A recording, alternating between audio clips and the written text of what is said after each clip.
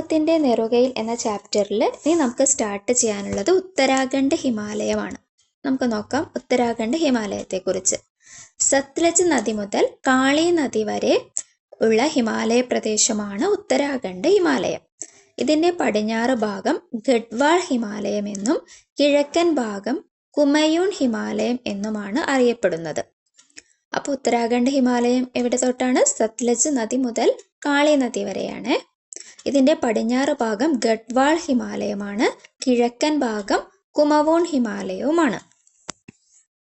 നന്ദാദേവി, കാമറ്റ്, ബദ്രിനാഥ്, കേദർനാഥ് തുടങ്ങിയ ഉയരമേറിയ കൊടുമുടികൾ ഉത്തരാഖണ്ഡ് ഹിമാലയത്തിലാണ് സ്ഥിതി ചെയ്യുന്നത്. ഗംഗ, യമുന എന്നീ നദികളുടെ ഉദ്ഭവസ്ഥാനമായ ഗംഗോത്രി, യമുനോത്രി തുടങ്ങിയ ഹിമാനികളും നൈനിറ്റാള്, ഭീംതാല് തുടങ്ങിയ ശുദ്ധജല തടാകങ്ങളും ഈ മേഖലയിലുണ്ട്. അപ്പോൾ ഉത്തരാഖണ്ഡ് ഹിമാലയത്തിന്റെ ഭാഗമായിട്ടാണ് നൈനിത്താൾ തടാകമൊക്കെ. നൈനിത്താൾ തടാകം, അതുപോലെ തന്നെ ഭീംതാൽ തടാകമെല്ലാം ഉത്തരാഖണ്ഡ് ഹിമാലയത്തിന്റെ ഭാഗമായിട്ടാണ്. ലെസ്സർ ഹിമാലയത്തിനും സിവാലിക് മലനിരകൾക്കുമിടയിൽ കാണപ്പെടുന്ന നിരപ്പായ താഴ്വരകളാണ് ഡൂണുകൾ. ഉത്തരാഖണ്ഡ് സംസ്ഥാനത്തിലെ ഡെറാഡൂൺ ഇതിൽ പ്രസിദ്ധമാണ്. ഇവിടങ്ങളിൽ ഉയർന്ന പർവ്വത ചെരുവുകളിൽ കാണപ്പെടുന്ന വേനൽക്കാല പുൽമേടുകളാണ് ബുഗ്യാൽ. ശൈത്യകാലത്ത് മഞ്ഞിനടിയിലാകുന്ന ബുഗ്യാലുകൾ പലയിടങ്ങളിലും വിനോദസഞ്ചാരത്തിനായിട്ട് പ്രയോജനപ്പെടുത്തുന്നുണ്ട്. അതിനുദാഹരണമാണ് ദയാര ബുഗ്യാല്, അതുപോലെ തന്നെ ഗോർസോൺ ബുഗ്യാലൊക്കെ. ദയാര ബുഗ്യാല്, ഗോർസോൺ ബുഗ്യാലൊക്കെ വിനോദസഞ്ചാരത്തിനായിട്ട് പ്രയോജനപ്പെടുത്തുന്ന ബുഗ്യാലുകൾക്ക് ഉദാഹരണമാണ്. ബുഗ്യാലും ആട്ടിടയന്മാരും നമുക്ക് നോക്കാം. ഗഡ്വാൾ മേഖലയിലെ ഒരു ബുഗ്യാലാണ് പിക്ചറിൽ കാണിച്ചിരിക്കുന്നത്. നോക്കാം. ഹിമാലയത്തിലെ ഏകദേശം 3000 മുതൽ 4500 മീറ്റർ ഉയരത്തിനിടയിൽ കാണപ്പെടുന്ന പുൽമേടുകൾ ഗഡ്വാൾ മേഖലയിൽ ബുഗ്യാൽ എന്നാണ് അറിയപ്പെടുന്നത്. ഇത് വൃക്ഷരേഖയ്ക്കും ഹിമരേഖയ്ക്കും ഇടയിലാണ്. ശൈത്യകാലങ്ങളിൽ മഞ്ഞുമൂടുന്ന ബുഗ്യാലുകൾ മഞ്ഞുരുകുന്നതോടെ പച്ച പുതച്ച പുൽമേടുകളായിട്ട് കാണപ്പെടും. ഈ അവസരങ്ങളിൽ താഴ്വരയിൽ നിന്നും ആട്ടിടയന്മാർ വളർത്തുമൃഗങ്ങളുമായി ബുഗ്യാലുകളിൽ എത്തും. താഴ്വരകൾ വരണ്ടുണങ്ങുന്ന വേനൽക്കാലത്ത് സമൃദ്ധമായ പച്ചപ്പുള്ള ബുഗ്യാലുകൾ ഇവർ താൽക്കാലിക പാർപ്പിടങ്ങൾ ഒരുക്കി വളർത്തുമൃഗങ്ങളോടൊപ്പം വസിക്കും. മഞ്ഞുകാല ആരംഭത്തോടെ മലയിറങ്ങി അടുത്ത സീസൺ വരെ താഴ്വാരങ്ങളിൽ വസിക്കും. വളർത്തുമൃഗത്തോടൊപ്പം താഴ്വാരങ്ങളിലേക്കും തിരികെ പർവ്വതങ്ങളിലേക്കും പുൽമേടുകളിലേക്കുമുള്ള ഇടയന്മാരുടെ കാലിക ദേശാടനത്തെയാണ് ട്രാൻസ് ഹ്യൂമൻസ് എന്ന് വിളിക്കുന്നത്. എന്താണ് ട്രാൻസ് ഹ്യൂമൻസ് എന്ന് മനസ്സിലായില്ലേ? അടുത്തതായിട്ട് നമുക്ക് നോക്കാനുള്ളത് മധ്യ ഹിമാലയമാണ്. കാളി നദി മുതൽ ടീസ്ത നദി വരെയുള്ള ഹിമാലയ പ്രദേശമാണ് മധ്യ ഹിമാലയം. കാളി മുതൽ ടീസ്റ്റ വരെയാണ്. നേപ്പാൾ ഹിമാലയം എന്നും ഇത് അറിയപ്പെടുന്നുണ്ട്. ഈ മേഖലയിൽ ഭൂരിഭാഗവും നേപ്പാളിലാണ്. മധ്യ ഹിമാലയത്തിന്റെ പടിഞ്ഞാറൻ സിക്കിം, ഡാർജിലിംഗ് പ്രദേശങ്ങൾ മാത്രമാണ് ഇന്ത്യയിൽ ഉൾപ്പെടുന്നത്. മധ്യ ഹിമാലയത്തിന്റെ ഭാഗമായിട്ട് ഇന്ത്യയിൽ ഉൾപ്പെടുന്ന പ്രദേശങ്ങൾ ഏതെല്ലാമാണ്? സിക്കിമും ഡാർജിലിംഗും. ഈ പ്രദേശങ്ങൾ മാത്രമാണ് മധ്യ ഹിമാലയത്തിന്റെ ഭാഗമായിട്ട് ഇന്ത്യയിൽ ഉൾപ്പെടുന്നത്. കൂടുതലും നേപ്പാളിലാണ് ഉള്ളത്. ലോകത്തിലെ ഏറ്റവും ഉയരം കൂടിയ കൊടുമുടിയായ മൗണ്ട് എവറസ്റ്റ് നേപ്പാളിലാണ്. കാഞ്ചൻജംഗ പർവ്വതവും ഇന്ത്യ ചൈന അതിർത്തിയിൽ സ്ഥിതി ചെയ്യുന്ന നാഥുല ചുരവും ഈ പ്രദേശത്ത് സ്ഥിതി ചെയ്യുന്നു. നാഥുല ചുരമൊക്കെ വരുന്നത് മധ്യ ഹിമാലയത്തിന്റെ ഭാഗമായിട്ടാണ്. അതുപോലെ തന്നെ കാഞ്ചൻജംഗ പർവ്വതവും. കുതിച്ചൊഴുകുന്ന ടീസ്തയും അതിന്റെ നദീത്തട്ടുകളും സിക്കിം ഹിമാലയത്തിന്റെ സവിശേഷതയാണ്. ഈ പ്രദേശത്തെ ഭൂമിശാസ്ത്രപരമായ അനുകൂല സാഹചര്യങ്ങൾ തിരിച്ചറിഞ്ഞ ബ്രിട്ടീഷുകാർ കൊളോണിയൽ കാലത്ത് തന്നെ ഇവിടങ്ങളിൽ തേയില കൃഷി ആരംഭിച്ചു. ഡാർജിലിംഗ് തേയില അന്താരാഷ്ട്ര തലത്തിൽ ഏറെ പ്രസിദ്ധമാണ്. ഡാർജിലിംഗ് തേയില അന്താരാഷ്ട്ര തലത്തിൽ ഏറെ പ്രസിദ്ധമാണ്. ഇന്ത്യയിൽ ഉൾപ്പെടുന്ന മധ്യ ഹിമാലയത്തിന്റെ ഭാഗങ്ങൾ ഭൂപടത്തിൽ നിന്നും കണ്ടെത്തൂ എന്ന് പറഞ്ഞിട്ടുണ്ട്. മധ്യ ഹിമാലയത്തിന്റെ ഭാഗങ്ങൾ നമ്മൾ മാപ്പ് ഉണ്ടായിരുന്നല്ലോ. ഇതാ മധ്യ ഹിമാലയം ഈ യെല്ലോ, അതിൽ ഇന്ത്യ ഉൾപ്പെടുന്ന പ്രദേശങ്ങൾ ഏതൊക്കെയാണെന്ന് നോക്കൂ.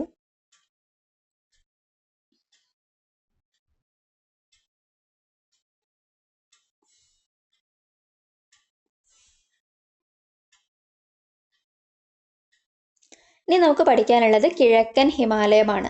പടിഞ്ഞാറൻ ഹിമാലയത്തെ അപേക്ഷിച്ച് ഉയരം കുറഞ്ഞ മലനിരകളായ കിഴക്കൻ ഹിമാലയം ടീസ്ത നദി മുതൽ കിഴക്ക് ബ്രഹ്മപുത്ര നദി വരെ കാണപ്പെടുന്നു. അസം ഹിമാലയം എന്നും അറിയപ്പെടുന്ന ഈ മേഖലയിൽ പ്രധാന കൊടുമുടിയാണ് നംച ബർവ. നംച ബർവ എത്രയാണ്? നംച ബർവയുടെ ഹൈറ്റ്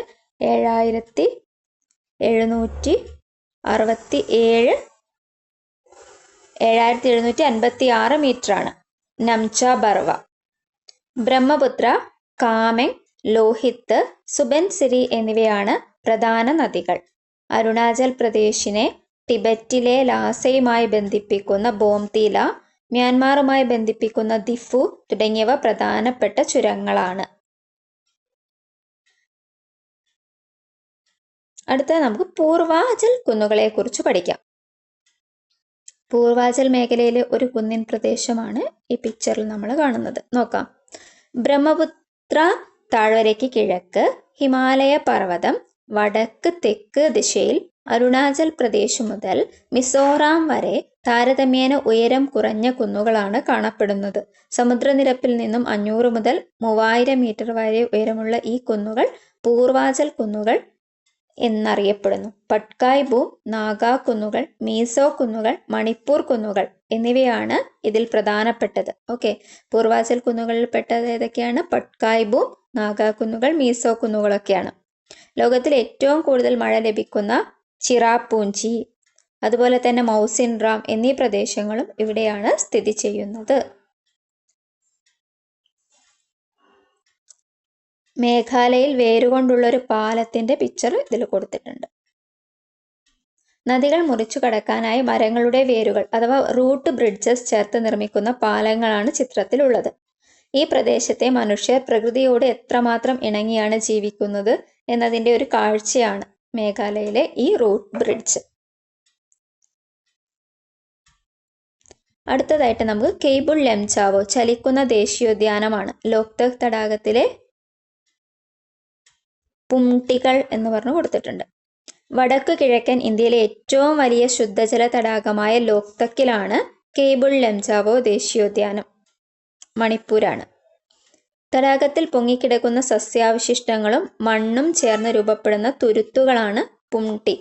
പുംട്ടി എന്ന് പറഞ്ഞാൽ എന്താണ്? തടാകത്തിൽ പൊങ്ങിക്കിടക്കുന്ന സസ്യാവശിഷ്ടങ്ങളും മണ്ണും ചേർന്ന് രൂപപ്പെടുന്ന തുരുത്താണ് പുംട്ടി. സസ്യങ്ങളും ചെറുജീവികളും പക്ഷികളും അടങ്ങുന്ന തനത് ആവാസ വ്യവസ്ഥയായ ലോക്തക് തടാകത്തിലെ പുംട്ടികൾ ചേർന്നതാണ് കെയ്ബുൾ ലംചാവോ ദേശീയോദ്യാനം. തണ്ണീർത്തട സംരക്ഷണത്തിനായുള്ള റംസാർ പട്ടികയിൽ ഉൾപ്പെടുന്ന ഇടം കൂടിയാണിത്. നെക്സ്റ്റ് കാലാവസ്ഥയാണ് നമുക്ക് പഠിക്കാനുള്ളത്. ഇന്ത്യയുടെ വടക്കൻ അതിരായ ഹിമാലയ പർവ്വതവും തുടർ പർവ്വതങ്ങളും ചേർന്ന് ഇന്ത്യൻ ഉപഭൂഖണ്ഡത്തിനും മധ്യേഷ്യയ്ക്കുമിടയിൽ ഒരു കാലാവസ്ഥാ വിഭാജകം ക്ലൈമറ്റ് ഡിവൈഡ് തീർക്കുന്നു. ഹിമാലയ പർവ്വത പ്രദേശങ്ങളിലെ കാലാവസ്ഥ അതത് പ്രദേശത്തിൻ്റെ ഉയരത്തിനും ഭൂപ്രകൃതിക്കും അനുസരിച്ച് വ്യത്യാസപ്പെട്ടിരിക്കുന്നു. താരതമ്യേന ഉയരം കുറഞ്ഞ പർവ്വതച്ചരിവുകളിലും സിവാലിക് മലയടിവാരങ്ങളിലും മിതോഷ്ണ കാലാവസ്ഥയായിരിക്കും.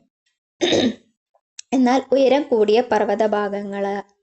പർവ്വതഭാഗങ്ങളിൽ കുറഞ്ഞ താപനിലയും ശൈത്യ കാലാവസ്ഥയുമായിരിക്കും അനുഭവപ്പെടുന്നത്. ഉയർന്ന പർവ്വതഭാഗങ്ങളിലും ലഡാക്ക് മേഖലയിലും ധ്രുവ സമാനമായ തീവ്ര ശൈത്യ കാലാവസ്ഥ അനുഭവപ്പെടും. ഓക്കെ, ഉയർന്ന പർവ്വതഭാഗങ്ങളിലും ലഡാക്കിലൊക്കെ അനുഭവപ്പെടുന്നത് ധ്രുവങ്ങളിലുള്ള പോലെ തീവ്ര ശൈത്യ കാലാവസ്ഥയാണ്. ഹിമാലയ പർവ്വത പ്രദേശത്ത് ധാരാളം സുഖവാസങ്ങളുള്ളത് എന്തുകൊണ്ടാണ്? അവിടെ മഞ്ഞ് മൂടി കിടക്കുന്ന പ്രദേശമാണ്. സിവാലിക് മലനിരകളുടെ തെക്കൻ ചരിവുകളിൽ വടക്കു കിഴക്കൻ ഇന്ത്യയിലും തെക്കു പടിഞ്ഞാറൻ മൺസൂൺ ലഭിക്കുന്നു. പർവ്വതങ്ങളുടെ ഉയരമേറിയ ഭാഗങ്ങളിൽ മഞ്ഞുവീഴ്ച സാധാരണമാണ്. ബംഗാൾ ഉൾക്കടലിൽ നിന്ന് വീശുന്ന മൺസൂൺ കാറ്റുകൾ അസം ഹിമാലയത്തിനും പൂർവാചൽ കുന്നുകൾക്കുമിടയിൽ എത്തുമ്പോൾ ഏറെക്കുറെ മുഴുവൻ നീരാവിയും ഈ പ്രദേശത്ത് പെയ്തൊഴിയുന്നു. അതിനാൽ വടക്കു കിഴക്കൻ ഇന്ത്യയിൽ, പ്രത്യേകിച്ച് മേഘാലയ പീഠഭൂമിയിൽ ഉയർന്ന തോതിൽ മഴ ലഭിക്കും. ബംഗാൾ ഉൾക്കടലിൽ നിന്ന് വീശുന്ന മൺസൂൺ കാറ്റുകളും അസം ഹിമാലയത്തിനും അതുപോലെ തന്നെ പൂർവാചൽ കുന്നുകൾക്കുമിടയിൽ എത്തുമ്പോൾ ഏറെക്കുറെ മുഴുവൻ നീരാവിയും ഈ പ്രദേശത്ത് പെയ്തൊഴിയുന്നുണ്ട്. അതുകൊണ്ടാണ് മേഘാലയ പീഠഭൂമിയിൽ ഉയർന്ന തോതിൽ മഴ ലഭിക്കുന്നത്. ഇനി നമുക്ക് നദീവ്യവസ്ഥയെക്കുറിച്ച് പഠിക്കാം. സിന്ധു, ഗംഗ, ബ്രഹ്മപുത്ര എന്നീ നദികളും അവയുടെ പോഷക നദികളും ചേർന്നതാണ് ഹിമാലയൻ നീരൊഴുക്ക് വ്യൂഹം അഥവാ ഡ്രെയിനേജ് സിസ്റ്റം. മഴയിൽ നിന്നും മഞ്ഞൊഴുകിയും ജലം ലഭിക്കുന്നതിനാൽ ഇവ വർഷം മുഴുവൻ നീരൊഴുക്കുള്ള നദികളാണ്.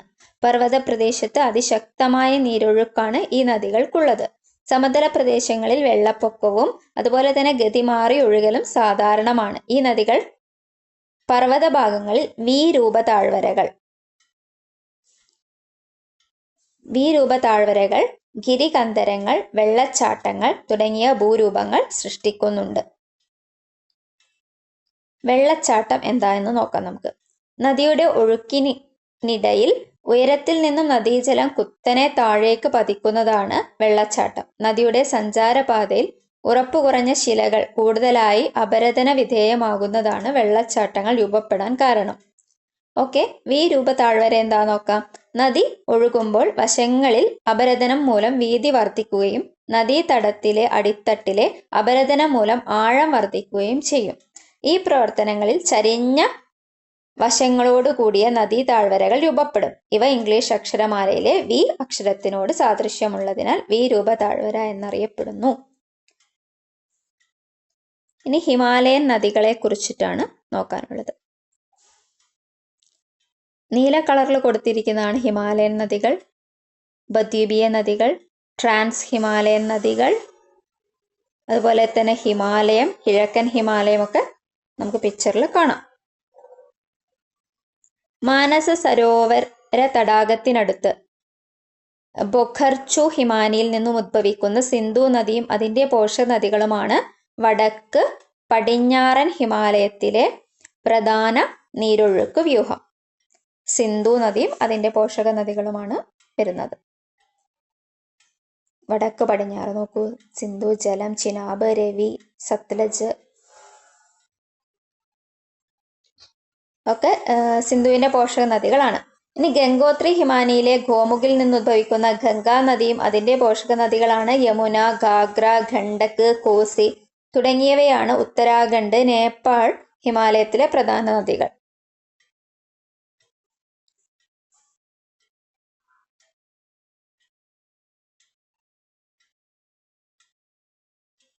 ഗാഗ്ര, ഗണ്ഡക്, സോൺ. മാനസ സരോവർ തടാകത്തിനടുത്ത് ചമയുങ്തിങ് ഹിമാനിയിൽ നിന്ന് ഉദ്ഭവിക്കുന്ന ബ്രഹ്മപുത്ര അതിൻ്റെ പോഷക നദികളാണ് ദിബാങ്, ലോഹിത്, മാനസ് തുടങ്ങിയവയുമാണ് കിഴക്കൻ ഹിമാലയത്തിലെ നദീവ്യൂഹം. ബ്രഹ്മപുത്രയും അതിൻ്റെ പോഷക നദികളുമാണ്. ദിബാങ്, ലോഹിത് ഒക്കെ കണ്ടില്ലേ പിക്ചറിൽ, ദിബാങ്, ലോഹിത് ഈ നദികളൊക്കെയാണ് കിഴക്കൻ ഹിമാലയത്തിലെ നദീവ്യൂഹം.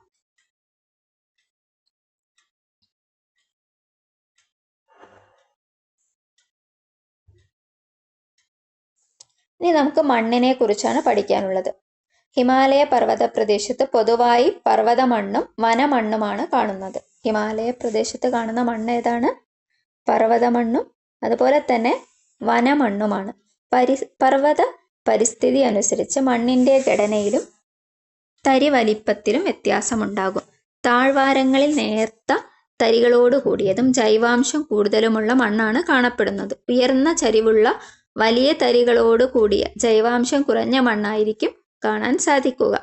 താഴ്വരകളിൽ എക്കൽ മണ്ണിൻ്റെ നിക്ഷേപമായ പ്രധാനമായിട്ടും കാണുന്നത്. കാശ്മീർ താഴ്വരയിലെ ഹിമാനികൾ നിക്ഷേപിക്കുന്ന അവസാദമാണ് കരേവാസ്. ഒരുപാട് പ്രാവശ്യം പരീക്ഷയിൽ ചോദിച്ചതാണ് ഈ കരേവാസ്.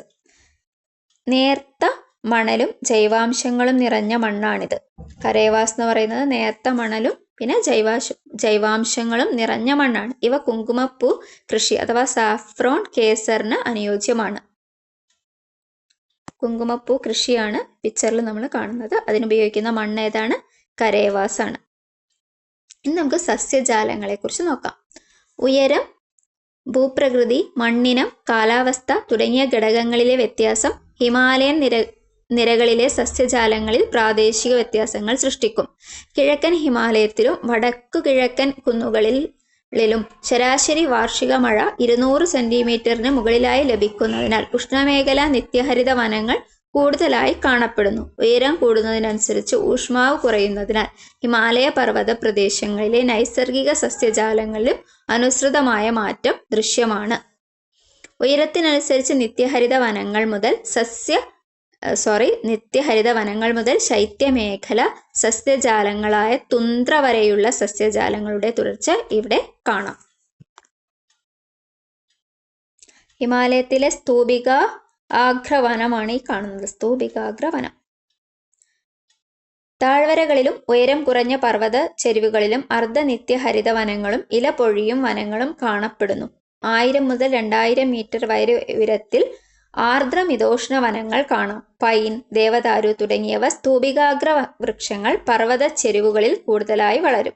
പ്രദേശത്തിന്റെ ഉയരം കൂടുന്നതിനനുസരിച്ച് ഉയരം കുറഞ്ഞ സസ്യങ്ങളായ ജൂനിപ്പർ, അതുപോലെ തന്നെ റോഡോ ഡെൻഡ്രോൺ എന്നിവയും ഏറ്റവും ഉയർന്ന പ്രദേശങ്ങളിൽ ആൽപൈൻ പുൽമേടുകളും കാണാം.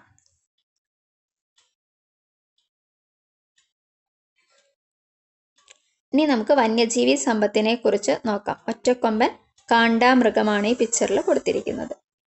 സ്വാഭാവിക വനഭൂമി ധാരാളമുള്ള ഹിമാലയ പർവ്വത പ്രദേശം വന്യജീവി സമ്പന്നമാണ്. യാക്ക്, അതുപോലെ കസ്തൂരിമാൻ, ഒറ്റക്കൊമ്പൻ കാണ്ടാമൃഗം, ഹിമപ്പുലി തുടങ്ങിയ നിരവധി ജീവിവർഗങ്ങളാണ് തനത് ആവാസ വ്യവസ്ഥയുടെ കേന്ദ്രമാണിവിടം. ജൈവമണ്ഡല റിസർവുകൾ, ബയോസ്ഫിയർ റിസർവ്, ദേശീയോദ്യാനങ്ങൾ, അതുപോലെ തന്നെ വന്യജീവി സങ്കേതങ്ങൾ, വൈൽഡ് ലൈഫ് സാങ്ച്വറീസ് തുടങ്ങിയവയെല്ലാം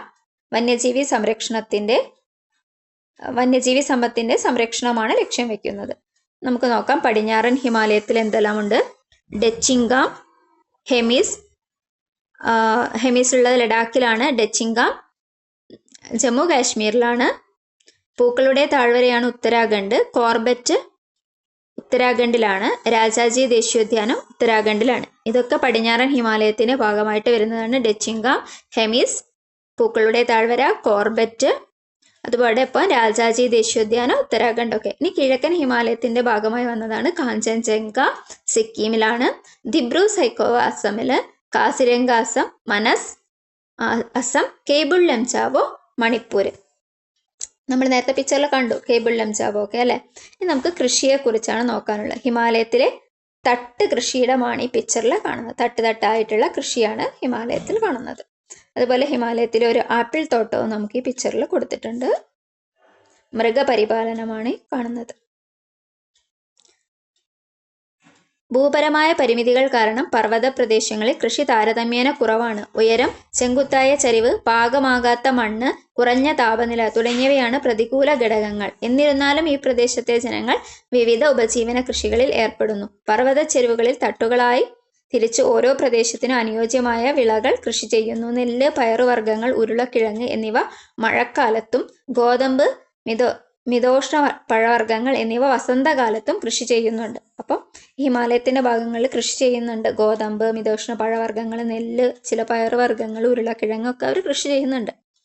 കിഴക്കൻ ഹിമാലയത്തിന്റെ പർവ്വത ചെരുവുകളിലും താഴ്വാരങ്ങളിലും പ്രത്യേകിച്ച് അസം, ഡാർജിലിംഗ് മേഖലയിൽ തേയില കൃഷിയാണ് കൂടുതലായിട്ട് ചെയ്യുന്നത്. അത് നേരത്തെ പഠിച്ചു. തേയില കൃഷി ചെയ്യുന്നുണ്ട് ഡാർജിലിംഗ്, അസമിലൊക്കെ.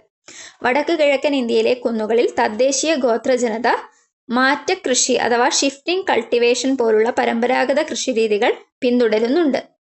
ഇനി നമുക്ക് മൃഗപരിപാലനത്തെ കുറിച്ചാണ് നോക്കാനുള്ളത്. ഹിമാലയ പർവ്വത പ്രദേശങ്ങളിലെ ജനങ്ങളുടെ ഒരു പ്രധാന ജീവിത മാർഗമാണ് മൃഗപരിപാലനം. പ്രദേശത്തിന്റെ ഉയരമനുസരിച്ച് കാലാവസ്ഥയിൽ മാറ്റം വരുത്തുന്നതിനാൽ വളർത്തുമൃഗങ്ങളുടെ ഇനത്തിലും മാറ്റം വരും. താഴ്വാരങ്ങളിൽ ആട്, പശു തുടങ്ങിയ മൃഗങ്ങളും ഉയരം കൂടിയ പർവ്വത ഭാഗത്ത് എന്തൊക്കെയാണ് വളർത്തുന്നത്? ചെമ്മരിയാട്, കുതിര തുടങ്ങിയവയും ശൈത്യമേഖലയായ ഹിമാചൽ, ലഡാക്ക് ഭാഗങ്ങളിൽ തണുപ്പിനെ അതിജീവിക്കാൻ ശേഷിയുള്ള യാക്ക് പോലുള്ള മൃഗങ്ങളെയും വളർത്തും.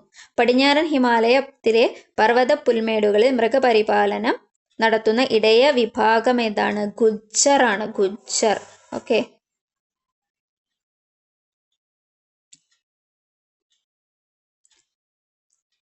വിവര സാങ്കേതിക വിദ്യയുടെ സഹായത്തോടെ ഗുജ്ജർ ജനവിഭാഗത്തെപ്പറ്റി കൂടുതൽ വിവരം അന്വേഷിക്കും. നിങ്ങൾ അന്വേഷിക്കണം ഗുജ്ജർ ജനവിഭാഗത്തെക്കുറിച്ച് കേട്ടോ. ഒന്ന് ഗൂഗിൾ സെർച്ച് ചെയ്യണേ.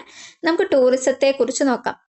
ഭൂപ്രകൃതി സവിശേഷതകൾ അനുകൂലമായതിനാൽ ഹിമാലയ പ്രദേശങ്ങളിൽ വിനോദസഞ്ചാരത്തിന് ഏറെ സാധ്യതയുണ്ട്. തീർത്ഥാടനവുമായി ബന്ധപ്പെട്ട യാത്രകളാണ് ഈ മേഖലയിൽ ടൂറിസം വികസനത്തിന് തുടക്കമിട്ടത്. കൈലാസം, മാനസ സരോവരം, അമർനാഥ്, ഹേമകുണ്ട് സാഹിബ് തുടങ്ങി നിരവധി തീർത്ഥാടന കേന്ദ്രങ്ങൾ ഹിമാലയ പർവ്വത പ്രദേശഭാഗത്തുണ്ട്. നൂറ്റാണ്ടുകൾക്ക് മുൻപ് തന്നെ ഇവിടങ്ങളിലേക്ക് സഞ്ചാരികൾ എത്തിയിരുന്നു.